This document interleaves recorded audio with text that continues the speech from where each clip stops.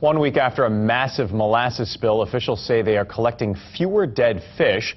The president and CEO of Matson took lawmakers and the media out on the water today to see firsthand how the plume has dissipated in Honolulu Harbor and to reassure that Hawaii residents will not have to pay for the cleanup.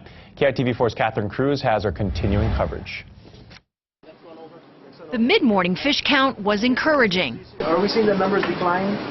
Oh yeah. The last 2 days, went down quite a bit. They're counting dead fish, not live ones, and the state hopes to put a dollar amount on the devastation.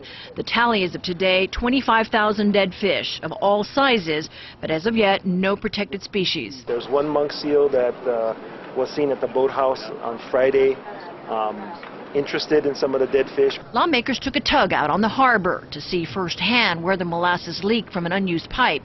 This raised pipe is what Matson normally uses. Initial investigation focused here, and then we started going both directions, looking for any indication of a problem. Matson's next-door neighbor and shipping competitor spotted the trouble first. It was Horizon that first noticed the spill because the molasses was coming out of a pipe that was located on their side of the harbor.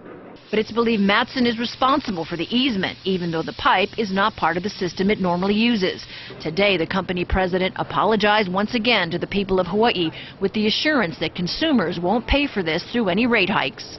Matson accepts responsibility and a commitment that the taxpayers are not going to have to foot the bill. What exactly the number is not known. Time will tell. Officials are still keeping a close eye on Kehi Lagoon, where discoloration is still heavy and the area is off limits to recreational users.